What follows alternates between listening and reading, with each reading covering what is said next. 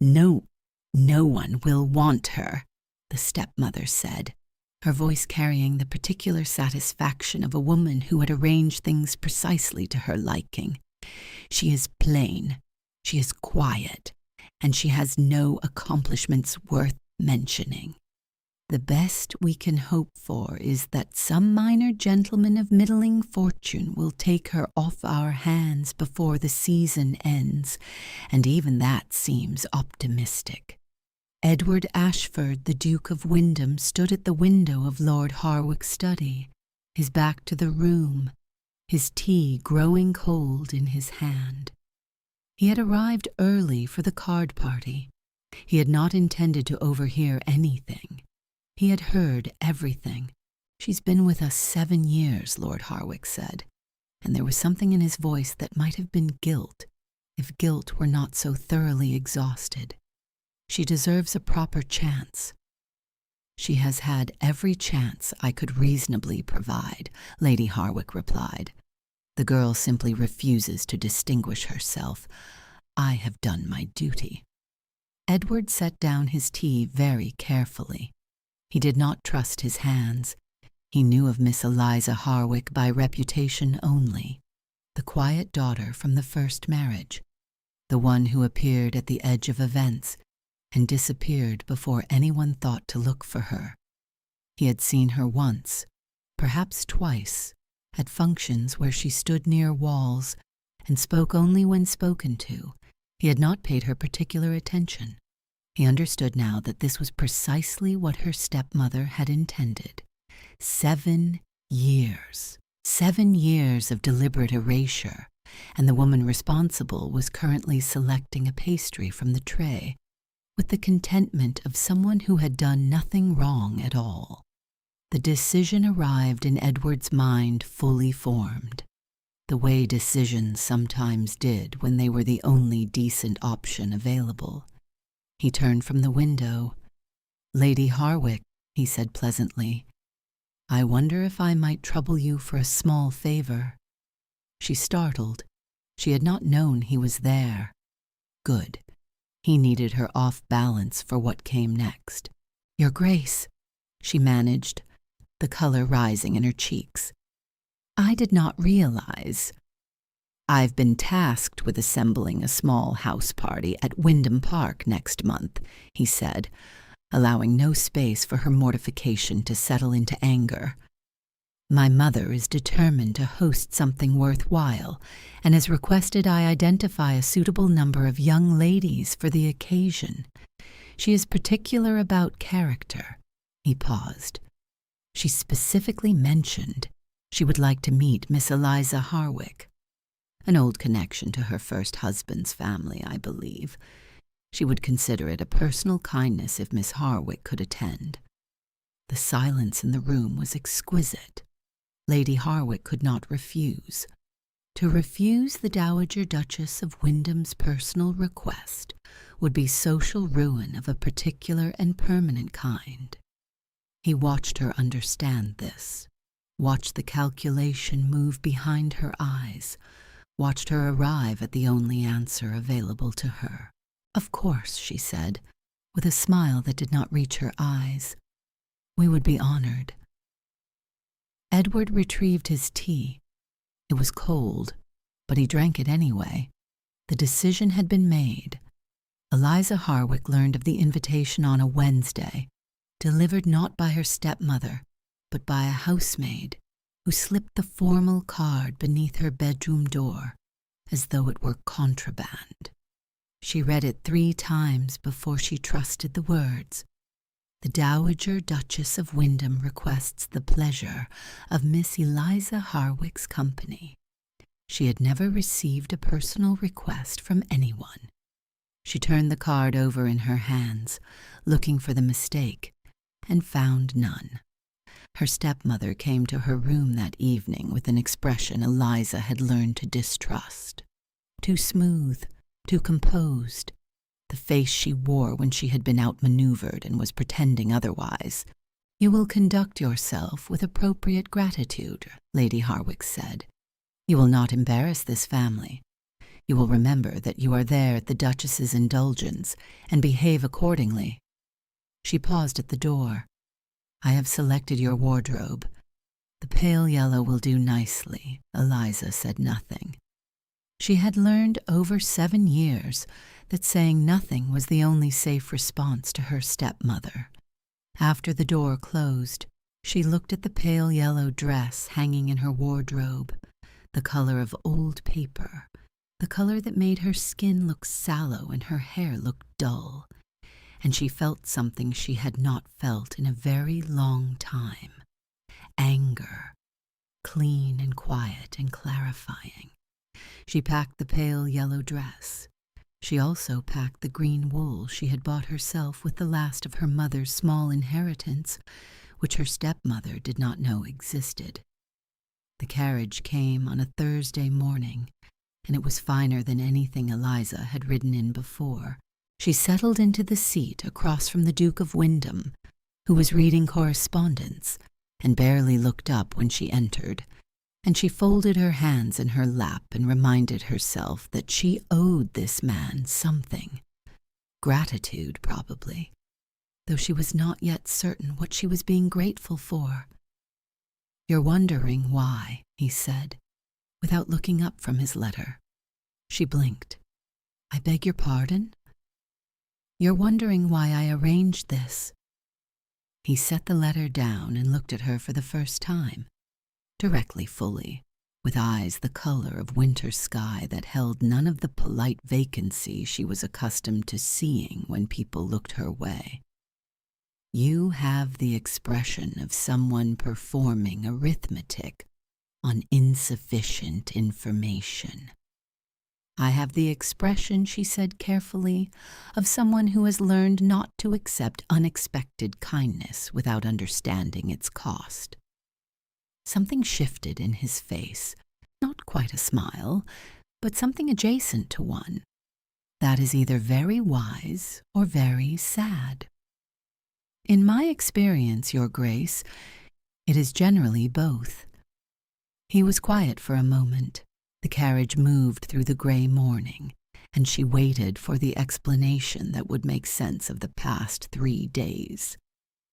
"I overheard a conversation I was not meant to hear," he said finally. "I found the contents objectionable. I had the means to do something about them." He picked up his letter again. "That is the entirety of it." It wasn't, she suspected, but it was all he intended to give her, and she was too tired and too cautiously hopeful to press for more. She looked out the window at the passing countryside and told herself very firmly not to feel anything about gray eyes that looked at her as though she were actually there. Windham Park was not a house. It was a declaration. Eliza stood in the entrance hall and looked up at the vaulted ceiling, the sweeping staircase, the portraits of long-dead Ashfords watching from their gilded frames, and she felt the particular dizziness of someone who had spent years being made to feel small, suddenly standing in a space that had no interest in smallness. "You look terrified," said a voice to her left. She turned. A woman of perhaps 60 stood at the base of the staircase, small and upright and blazing with a particular kind of energy that Eliza associated with people who had decided long ago to care nothing for other people's opinions. The Dowager Duchess of Wyndham was not at all what she had expected. "I am," Eliza admitted, because something about the woman made dishonesty feel pointless. The Dowager smiled. It was a real smile, the kind that used the eyes. "Good. Terrified people pay attention. Come with me. I have things to tell you and not much patience for working up to them." She was taken to a sitting room full of afternoon light and given tea that was actually hot, and the Dowager sat across from her and said, without preamble, "Your mother and I were friends, close friends before she died. She wrote to me about you. I wrote back. I suspect you never received my letters." Eliza felt something crack, very quietly in her chest. "No," she said. "I didn't." I thought as much. The Dowager's expression was composed, but her eyes were not. "She asked me to look out for you if anything happened to her. I tried. I was blocked at every turn by a woman who understood exactly what she was doing." She set down her teacup. "I am sorry it took this long. I'm sorry my son had to overhear a conversation in a study to accomplish what I should have managed years ago."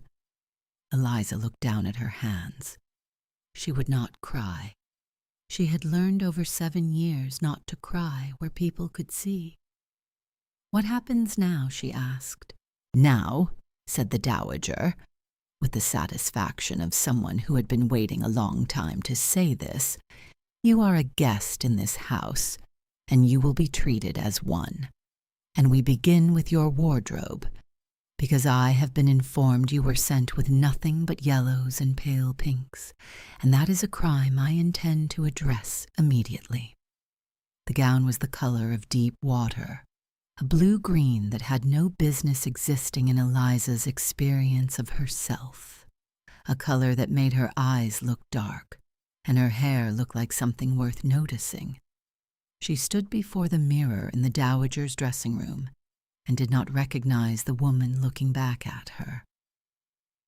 "Your stepmother chose your colors deliberately," the Dowager said from somewhere behind her. "She knew exactly what she was doing." Eliza had suspected. Hearing it confirmed was different from suspecting it. "She's very thorough," Eliza said, and was surprised to hear that her voice was steady. "She is," the Dowager agreed. "And you are still here. That says something about you that no amount of pale yellow can erase." Over the following days, Eliza learned the rhythms of Wyndham Park. She walked the gardens in the mornings. She read in the library in the afternoons. She sat with the Dowager in the evenings and talked about her mother in the careful way of someone who had not been allowed to talk about her mother in a very long time. The house was full of other guests. The house party the Duke had invented as a pretext had, it seemed, become real. But she moved through them quietly, not yet ready to be noticed. The Duke was unfailingly courteous, unfailingly distant, unfailingly impossible to read. She watched him at dinner, at the card tables, in the brief moments when they occupied the same room, and she catalogued the things she observed with the thoroughness of someone who had learned to read environments for danger. He was not dangerous in any way she recognized. He was attentive to the elderly and patient with the tedious and capable of a dry, precise wit that surprised her every time it emerged. He looked at her, when he looked at her, as though she were a specific person and not a general presence.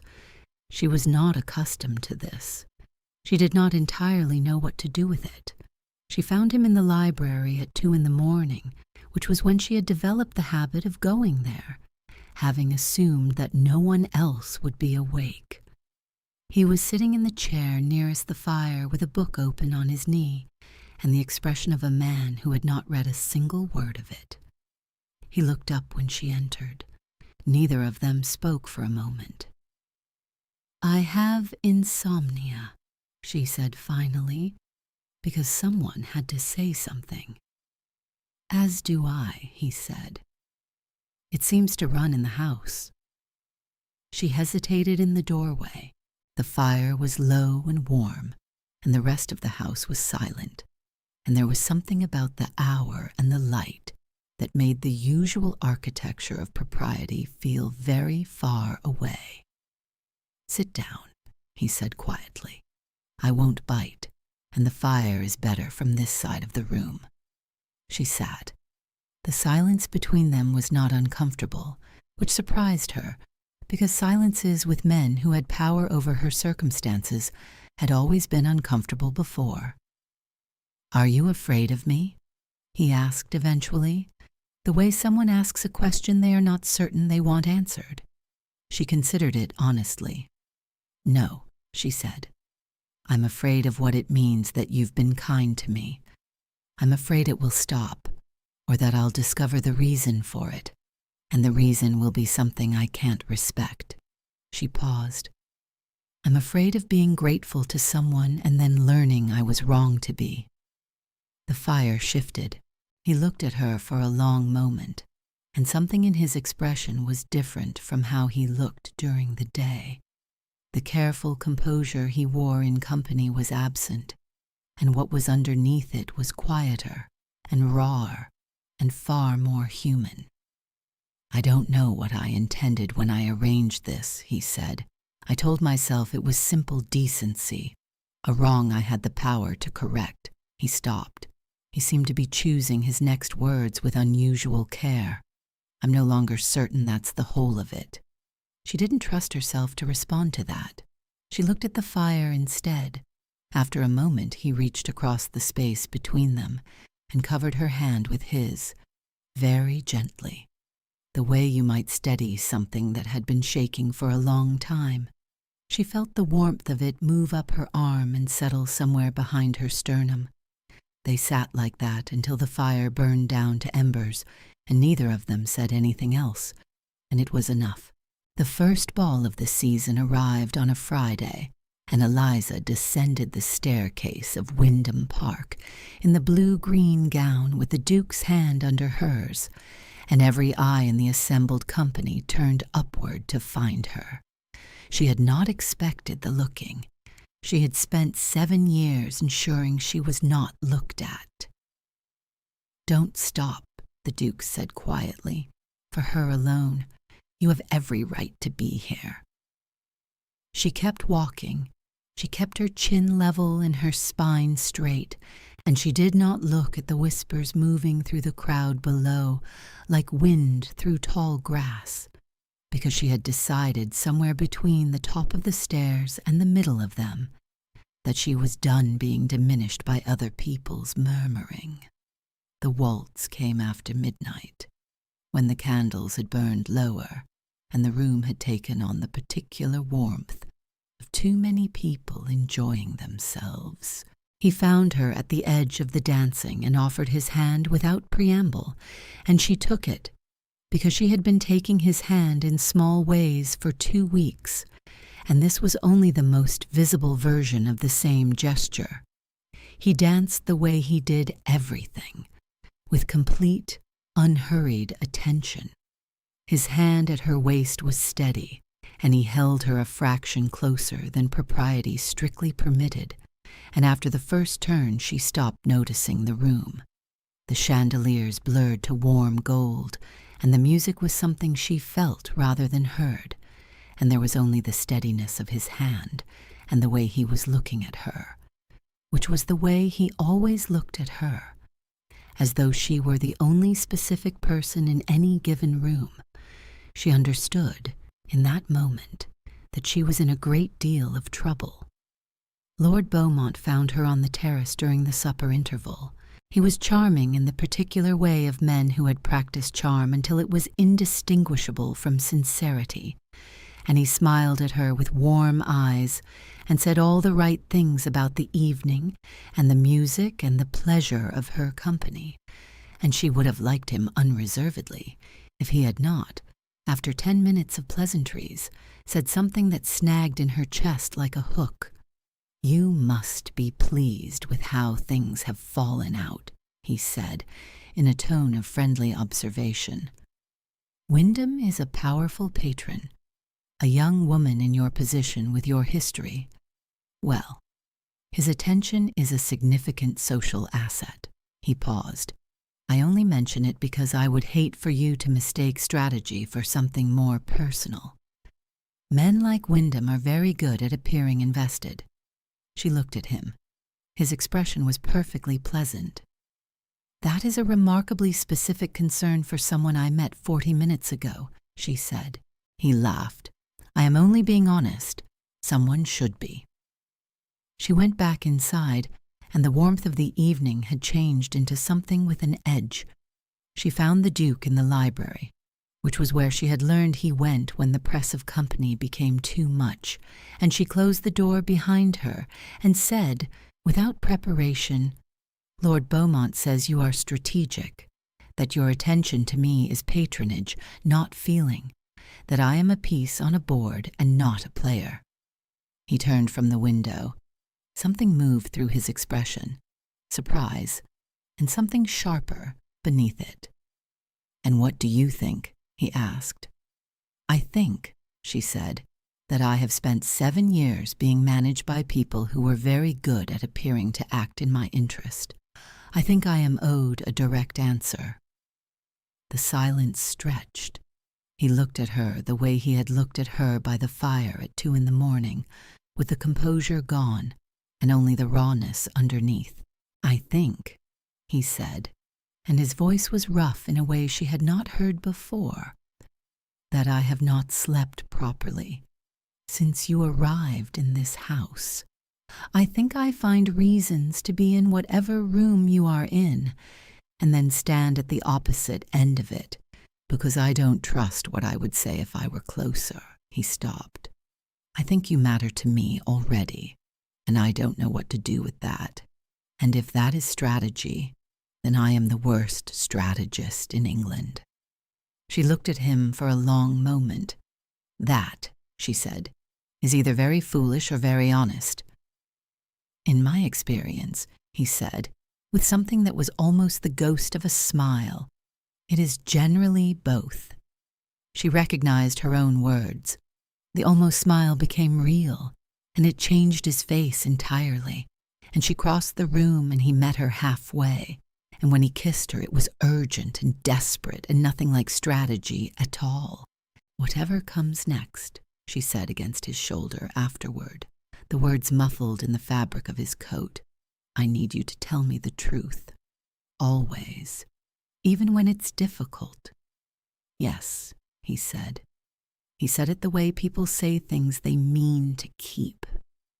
What came next arrived on a Monday in the form of her stepmother's carriage, pulling up the drive of Wyndham Park.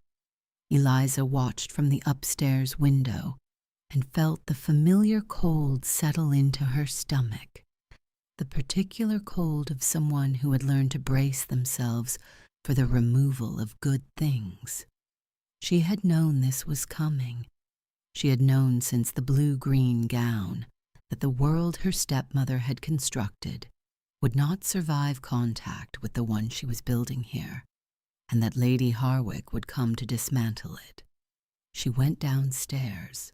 The confrontation happened in the drawing-room, with the Dowager Duchess sitting in her chair by the window like a small, immovable monument, and the Duke standing near the fireplace, and Lady Harwick in the center of the room, with the expression of a woman who had come to collect what she considered her property. "You will come home," Lady Harwick said. "This arrangement has become inappropriate, and I will not have my stepdaughter's reputation." "My reputation," Eliza said, and was surprised by how steady her voice was, "has been in your management for 7 years. You dressed me to disappear. You intercepted my correspondence.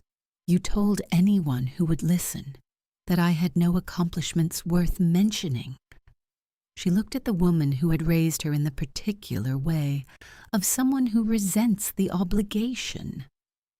"You did not protect my reputation. You built a cage out of it." Lady Harwick's face went very still. "Your father." "My father," Eliza said, and this was the harder thing to say, allowed it. "I know that. I have known it for a long time." She felt something release in her chest, something she had been holding since she was 17. "I forgive him for it, because I think he is a weak man who loved a woman more than he loved his duty. But I will not go back." Her stepmother turned to the Duke. "You have no right." "I have every right," he said, and his voice was not raised, but it carried the particular weight of a man who had never needed to raise it. Miss Harwick is a guest in my mother's home, at my mother's invitation, and she will remain as long as she chooses to remain. You are welcome to pursue the matter through whatever channels you think appropriate. I will look forward to the conversation." He paused. "All of it, including the part where I describe what I overheard in Lord Harwick's study 2 months ago, to anyone who cares to listen." The silence in the room was absolute. Lady Harwick left. Eliza stood in the middle of the drawing room and shook, just slightly. The way you shake when you have been braced for impact and the impact has passed. The Dowager was at her side immediately, one small, fierce hand at her elbow. "Well done," the Dowager said quietly.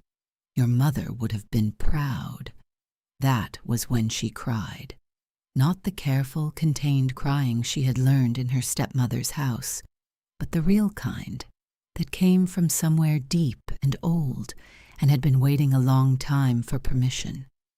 She had not expected the scandal to feel like relief, but when the whispers started, and they did start, because Lady Harwick was not a woman who accepted defeat quietly, she found she did not particularly care. She had spent 7 years caring about whispers, and they had done nothing but keep her small. She was finished with small. The Duke stood beside her at every event, his presence a declaration that required no words. When someone cut her in the park, he turned to speak to her with such evident warmth that 3 other people immediately came to introduce themselves. When an invitation was pointedly not extended, the Dowager Duchess held her own competing event, and the better half of London attended. "You're going to ruin yourself, Shikuntien," she told him one evening in the garden, because she needed to say it even though she had stopped believing it. "I have been ruining myself quietly for years," he said, "by doing nothing that mattered. This is considerably more interesting. I can't be the reason you lose everything." He stopped walking.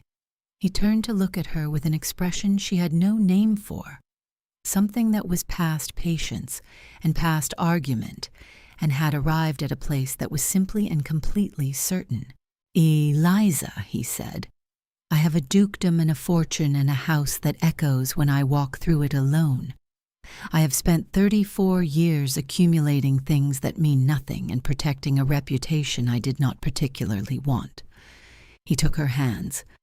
"You are the first thing I have ever chosen for myself, not for the family, not for the title, not for the expectation of what a duke ought to want. You." His voice was rough and low and entirely unguarded.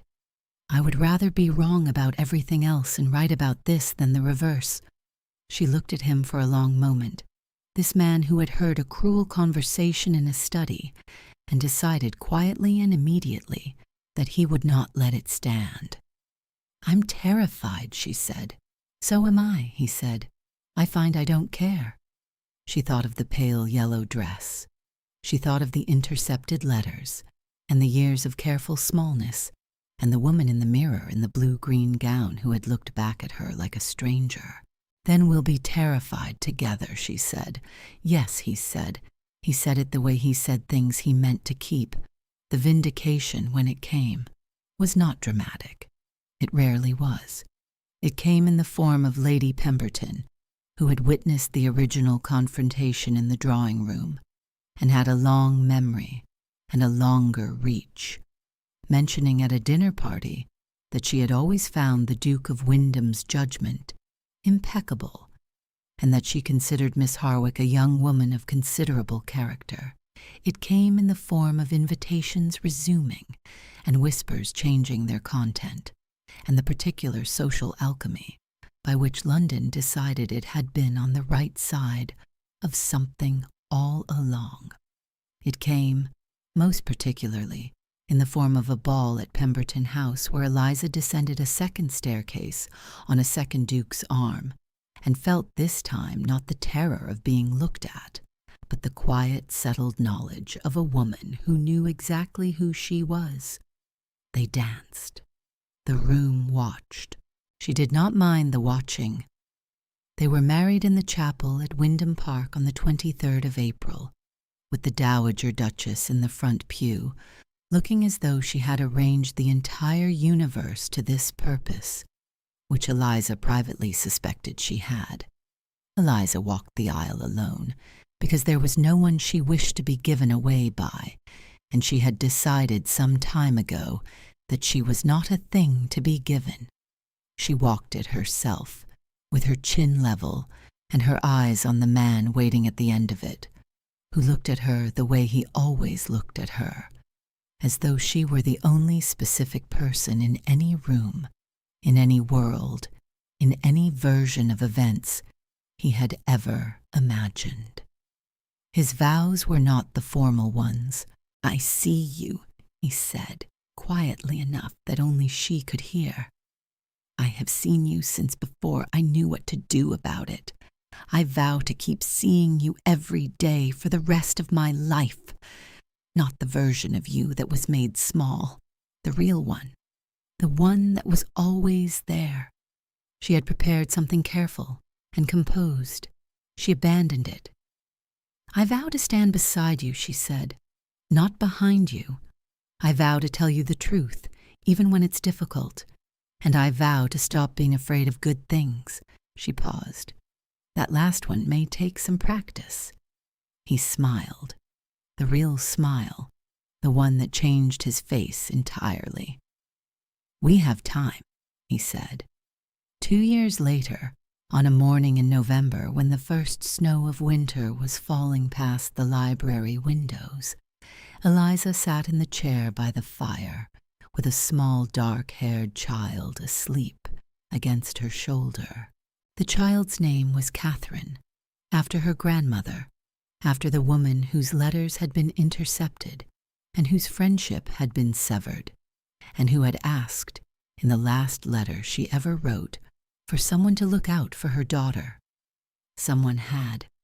Eventually. Edward came in from the cold with snow still on his coat and stopped in the doorway to look at them, the way he sometimes stopped in doorways to look at her, as though the sight of her was something he had not yet entirely accustomed himself to and did not particularly want to. "She's finally asleep," Eliza said very quietly. "She has your stubbornness," he said, equally quiet, coming to sit on the arm of her chair and rest his hand against her hair. "She has your eyes. Poor creature." She laughed softly, careful not to wake the baby.